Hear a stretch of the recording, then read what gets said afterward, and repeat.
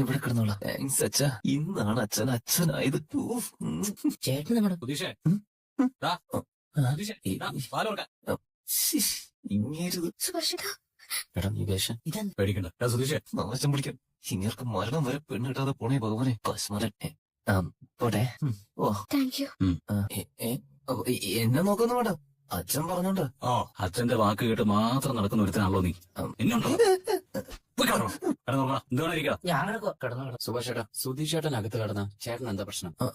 നീ മിണ്ടാതെ കിടക്കാൻ നോക്ക്. ആദ്യമായിട്ട് അച്ഛൻ ഒരു നല്ല കാര്യം ചെയ്തതാ. ഇവരുടെ കല്യാണം കഴിഞ്ഞതല്ലേ, ഇവിടെയല്ലല്ലോ കിടന്നുറങ്ങേണ്ടത്. സുധീഷ് ചേട്ടൻ എന്തിനാ സുഭാഷ് ചേട്ടൻ പുറത്തിറക്കിയ? എന്നോടല്ല കിടന്നുറങ്ങാൻ പറഞ്ഞത്. ആദ്യം ഉത്തരം പറ. എടാ അതെ, എന്റെ കല്യാണം കഴിയുന്നവരെ ഇവിടെ കിടക്കും ഇവൻ ശബ്ദം ചെയ്തതല്ലേ. അപ്പോ അതുവരെ ഇവിടെ കിടന്നാ മതി. നീ കിടക്കാൻ നോക്കടാ. വല്ലാത്ത ശബ്ദമായി പോയി. ചേട്ടാ, അതെ ശരിക്കും അങ്ങനെ ശബ്ദം ചെയ്തിട്ട് കാര്യമൊന്നുമില്ല കേട്ടോ.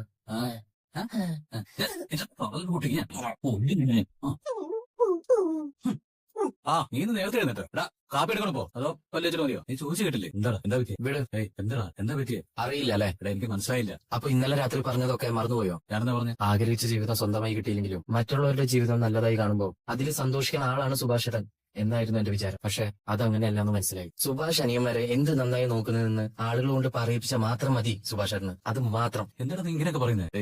എന്നോട് എന്തെങ്കിലും ദേഷ്യം ഉണ്ടെങ്കിൽ കാരണം പറ. എനിക്ക് കുത്തുവാക്കളൊന്നും പറയേണ്ട കാര്യമില്ല. ഞാൻ പറയണതാണോ കുറ്റം? വെറുതെ ആളെ വിഷമിപ്പിക്കാതെ നീ കാര്യം എന്താണെന്ന് വെച്ചാൽ പറ ഹരീഷ്. ഇന്നലെ രാത്രി സുഭാഷ് ചേട്ടൻ എന്താ പറഞ്ഞെന്ന് ഓർമ്മയുണ്ടോ? സുധീഷ് ചേട്ടൻ ആ മുറിയിൽ നിന്ന് വിളിച്ചിറക്കി കൂടെ കിടത്തുമ്പോ സുഭാഷ് ചേട്ടൻ എന്താ പറഞ്ഞത്? സുഭാഷ് ചേട്ടന്റെ വിവാഹം കഴിഞ്ഞിട്ട് മതി അവർക്കൊരു ജീവിതം ആരംഭിക്കാൻ എന്ന്. അത്ര സ്വാർത്ഥനാവരുത് സുഭാഷ് ചേട്ടൻ. സുധീഷ് ചേട്ടൻ അങ്ങേരുടെ ഭാര്യയുടെ കൂടെ ഒരേ മുറിയിൽ പോയി ഉറങ്ങിയാൽ സുഭാഷ് ചേട്ടൻ എന്താ പ്രശ്നം? രാത്രി അച്ഛൻ സുധീഷ് ചേട്ടനെ വിളിച്ച് റൂമിലാക്കിയതല്ലേ? സുഭാഷ് ചേട്ടൻ എന്തിനാ ആളെ വിളിച്ചിറക്കിയത്? എടാ അത് സുഭാഷ് ചേട്ടന്റെ കല്യാണം കഴിയുന്നവരെ അവർ രണ്ടായി ജീവിക്കണം എന്ന് പറയുന്നത് ശരിയാണോ?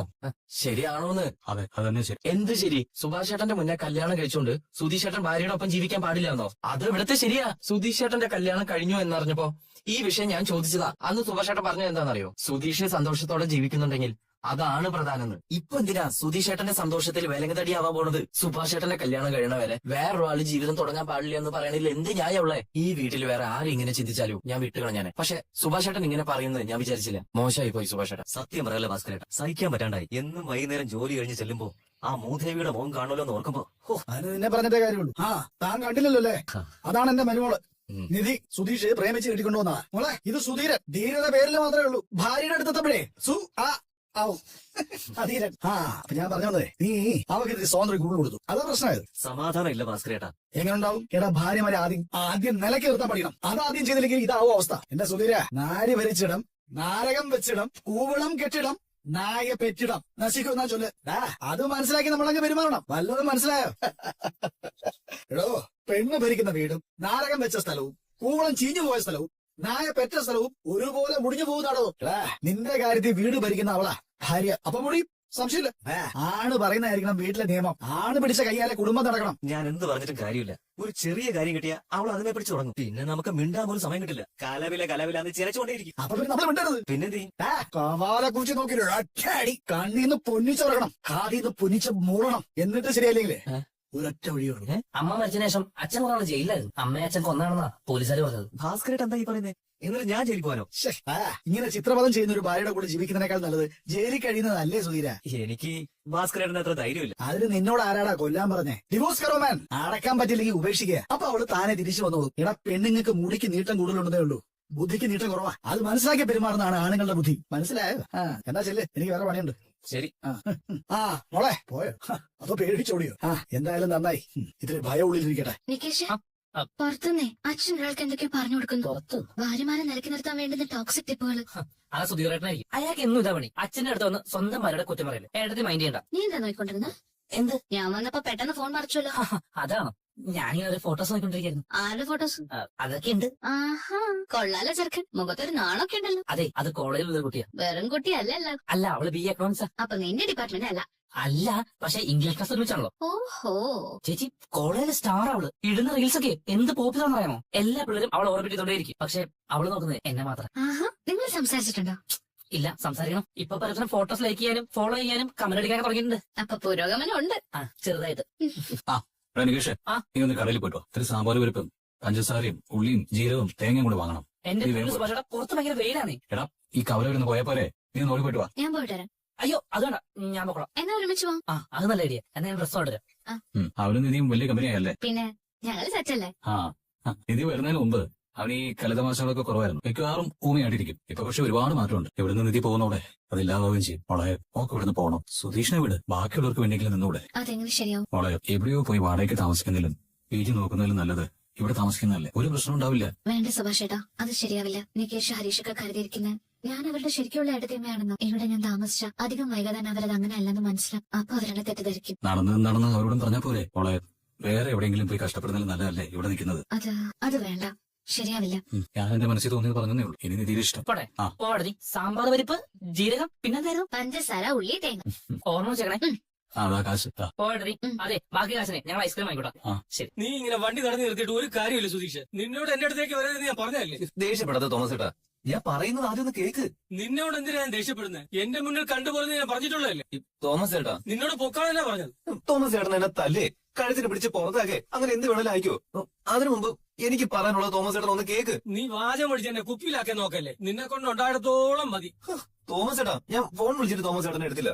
നേരിൽ വരാൻ കാണാന്ന് കരുതിയപ്പോ ഇങ്ങനെ മുഖം അടച്ചടക്ക് പറയല്ലോ തോമസ് ഏട്ടാ. ചേട്ടാ ഒന്നില്ലെങ്കിലും കുറച്ച് വർഷമായിട്ട് ഞാൻ തോമസ് ഏട്ടന്റെ വണ്ടികൾ ഓടിക്കുന്നതല്ലേ.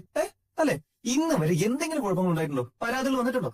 അതിന് എല്ലാ കാലത്തേക്കും കൂടിയുള്ളത് നീ ഒരുമിച്ച് തന്നല്ലോ, അത് മതി. തോമസ് ഏട്ടാ, അത് ഒരു 5 മിനിറ്റ് എനിക്കൊരു കാര്യം പറയണ്ട. അതൊന്ന് കേക്ക്. അത് കഴിഞ്ഞിട്ട് തോമസ് ഏട്ടൻ എന്ത് വേണമെങ്കിലും തീരുമാനിച്ചോ. 5 മിനിറ്റ്. തോമസ് ഏട്ടൻ ഓർമ്മയുണ്ടോ എന്ന് എനിക്ക് ഓർമ്മയില്ല. ഒരു വർഷം മുമ്പ് തോമസ് ഏട്ടന്റെ അനിയന് ഒരു ആക്സിഡന്റ് ഉണ്ടായിരുന്നു. തോമസ് ഏട്ടൻ എന്ന സ്ഥലത്തില്ല, ഗൾഫിൽ ഒരു വിസിറ്റിന് പോയിരിക്കായിരുന്നു. എന്ത് വേണോടാ സുധീഷ് എന്ന് ചോദിച്ചപ്പോ ഞാൻ പറഞ്ഞെന്താന്ന് ഓർക്കുന്നുണ്ടോ? കൂടെ ആളില്ലാത്തതിന്റെ കുറവ് കൊണ്ടാണ് അവൻ എന്തെങ്കിലും സംഭവിക്കുന്നെങ്കിൽ അവനോടൊപ്പം ഞാനും ഇല്ലാതാവുന്നു. 3 രാത്രികളും 3 പകലുകളും കൊണ്ട് ഞാൻ അറേഞ്ച് ചെയ്തതേ 30 കുപ്പി രക്തം, അത് ഓ നെഗറ്റീവ്. 4ാമത്തെ ദിവസം തോമസ് ഏട്ടൻ വന്നപ്പോ അപകടനില തരണം ചെയ്തു. അവൻ രക്ഷപ്പെട്ടു. അന്ന് ഡോക്ടർ എന്നെ ചൂണ്ടിട്ട് ഒരു കാര്യം കൂടി പറഞ്ഞു. ഈ നിൽക്കുന്ന ചെറുപ്പക്കാരനോടാണ് തോമസ് ഏട്ടൻ നന്ദി പറയേണ്ടതെന്ന്. പക്ഷേ ഞാനത് പറയാൻ സമ്മതിച്ചില്ല. കാരണം എന്താ? ഞാനേ തോമസ് ഏട്ടനെ കണ്ടത് എന്റെ സുഭാഷ് ഏട്ടന്റെ സ്ഥാനത്തായിരുന്നു. നീ ഇങ്ങനെ സെന്റിമെന്റ്സ് ഇറക്കി എന്നെ ചാക്കലാക്കാൻ നോക്കല്ലേ. എന്തിനാ ഞാൻ ചാക്കിലാക്കി നോക്കുന്നത്? അന്ന് അത് ചെയ്തത് എന്തെങ്കിലും ലാഭം നോക്കിയിട്ടായിരുന്നെങ്കിലേ എനിക്ക് തോമസ് ഏട്ടൻ അന്ന് വെച്ച് നീട്ടിയ പണം എനിക്ക് വാങ്ങിക്കായിരുന്നല്ലോ. ഞാനത് ചെയ്തോ? ഇല്ലല്ലോ. എന്നിട്ടിപ്പോ ചെറിയൊരു കാര്യം സംഭവിച്ചപ്പോ തോമസ് ഏട്ടനെ തോമസ് ഏട്ടനെ വ്യക്തിപരമായി ബാധിക്കുന്നതേ അല്ല. എന്നിട്ടും അതിന്റെ പേരിൽ പഴയതെല്ലാം തോമസ് ഏട്ടൻ അങ്ങ് മറന്നു. നീ ചെയ്തതേ അങ്ങനെ ഒരു കാര്യമാണ്. എന്നെ വിശ്വസിച്ചൊരു കാര്യം ഏൽപ്പിച്ച ഒരാളെയാണ് നീ ഇങ്ങനെ ചതിച്ചത്. ശരി, സമ്മതിച്ചു, തെറ്റാണ്. പക്ഷെ അത് മനഃപൂർവ്വം ചെയ്താണെന്നാണോ തോമസ് ഏട്ടൻ വിചാരിച്ചിരിക്കുന്നത്? നിങ്ങൾ എന്റെ ഒരു ചേട്ടനല്ലേ. എനിക്ക് പറയാനുള്ള ന്യായത്തെ നിങ്ങൾ കേൾക്കണ്ടേ? എന്ത് ന്യായ നിനക്ക് പറയാനുള്ളത്? ചേട്ടാ, ഞാൻ അവിടേക്ക് തോമസ് ഏട്ടൻ പറഞ്ഞു വിട്ട ഡ്രൈവറായിട്ട് തന്നെയാ പോയത്. അപ്പോഴൊന്നും ഇങ്ങനെ ഒരു ആഗ്രഹം എന്റെ മനസ്സിൽ ഉണ്ടായിരുന്നില്ലെന്നേ. പക്ഷെ ആ കുട്ടിക്ക് എന്നോട് പ്രേമാണെന്ന് പറഞ്ഞപ്പോ ഈ മനസ്സൊന്നും ആടിപ്പോയി തോമസ് ഏട്ടാ. അവള് എന്റെ കൂടെ ഇറങ്ങി വരാന്ന് പറഞ്ഞപ്പോ എനിക്ക് വേറൊന്നും ആലോചിക്കാൻ തോന്നിയില്ലെന്നേ. ഞാൻ തോമസ് ഏട്ടനെയോ വീട്ടുകാരെയോ ആരെയും ഓർത്തില്ല. അത് തെറ്റ് തന്നെയാ, അറിയാം. പക്ഷെ അങ്ങനെ ഒരു സന്ദർഭത്തിൽ ഞാൻ വേറെ എന്ത് ചെയ്യും തോമസ് ഏട്ടാ? നീ ഇപ്പൊ പറഞ്ഞാണ് പ്രശ്നം. ആ സമയത്ത് നീ നിന്നെ കുറിച്ച് മാത്രമാണ് ആലോചിച്ചത്. അതുവഴി മറ്റുള്ളവർക്കുണ്ടാകുന്ന ബുദ്ധിമുട്ട് നിനക്ക് പ്രശ്നമേ അല്ല. തോമസ് ഏട്ടാ, നിങ്ങൾ ഒരിക്കൽ സ്നേഹിച്ച് കല്യാണം കഴിച്ചതല്ലേ? അല്ലേ?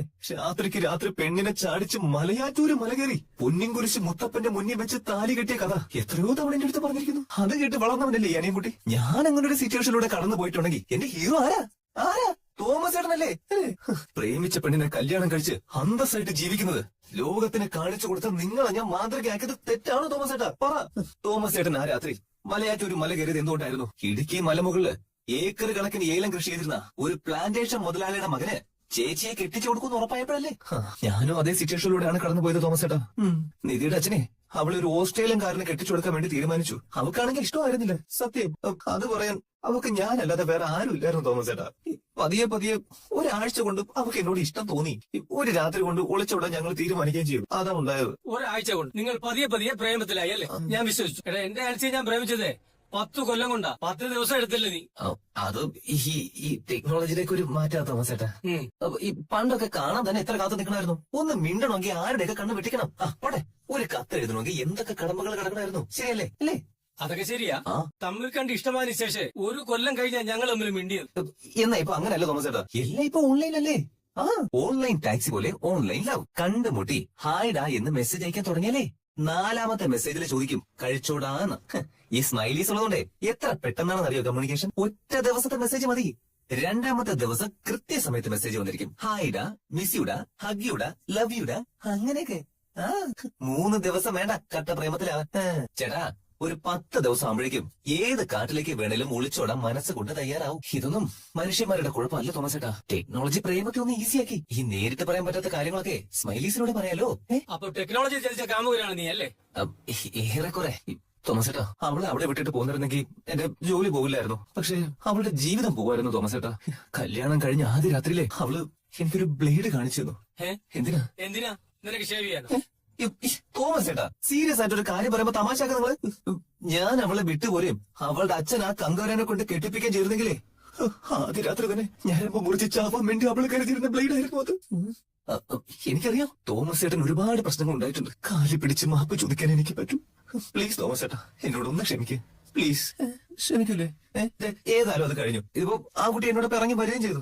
ആ കാരണത്തിൽ തോമസ് ചേട്ടൻ എന്നെ പിരിച്ചുവിട്ടാ ഞാൻ വേറെ ഏതെങ്കിലും സ്ഥലത്ത് പോയി ജോലി അന്വേഷിക്കേണ്ടി വരും. അത്രേ ഉള്ളൂ.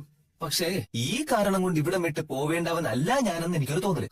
ആ തോന്നല് തോമസ് ചേട്ടൻ ഉണ്ടെങ്കിൽ മാത്രം എന്നെ ട്രാവൽസിൽ ജോലി ചെയ്യാൻ അനുവദിക്കണം. തോമസ് ചേട്ടാ, ഇത്രയും കാലം ഒരു പരാതിയും കേൾപ്പിക്കാതെ ജോലി ചെയ്ത സുധീഷ് തന്നെ സ്നേഹിച്ചൊരു പെൺകുട്ടിയെ ജീവിതത്തിലേക്ക് കൂട്ടിക്കൊണ്ട് വന്നു എന്നതുകൊണ്ട് മാത്രം തെറ്റുകാരനാണെന്ന് തോമസ് ചേട്ടന് തോന്നുന്നുണ്ടെങ്കിൽ സ്വന്തം ജീവിതത്തിലും തോമസ് ചേട്ടന് കുറ്റബോധം തോന്നണം. തോമസ് ചേട്ടാ, എന്റെ നേരെ തെറ്റുകാരനാണെന്ന് തോമസ് ചേട്ടൻ ഒരു വിരൽ ചൂണ്ടുപോ 3 വിരലും തോമസ് ചേട്ടന് നേരെ നിൽക്കുന്നത്. ആൻസി ചേച്ചിയുമായുള്ള തോമസ് ചേട്ടന്റെ ജീവിതം ഒരു പാഴ്വേലയല്ലെന്ന് തോമസ് ചേട്ടൻ ഉറപ്പുണ്ടെങ്കിൽ അങ്ങനെ ഒരു ജീവിതം കെട്ടിപ്പടുക്കാൻ തോമസ് ചേട്ടൻ എന്നെ സഹായിക്കണം. അച്ഛൻ എന്ത് പണിയെ കാണിച്ച് ഈ ആൽബം ഒന്നും വേണ്ടത് ഞാൻ ആ ഫോട്ടോഗ്രാഫറോട് പറഞ്ഞിരുന്നാണല്ലോ. എനിക്ക് മനസ്സിലാവണില്ല സുഭാഷ് ചേട്ടന് എന്ത് മാറ്റം ഉണ്ടായെന്ന്. സുഭാഷ് ചേട്ടന്റെ കല്യാണം കഴിയുന്നവരെ സുധീഷ് ചേട്ടൻ ഒന്നും പാടില്ല എന്നുള്ള ആറ്റിറ്റ്യൂഡ് എത്ര ക്രൂര. സുഭാഷ് ചേട്ടനൊക്കെ ഞങ്ങളുടെ മനസ്സിൽ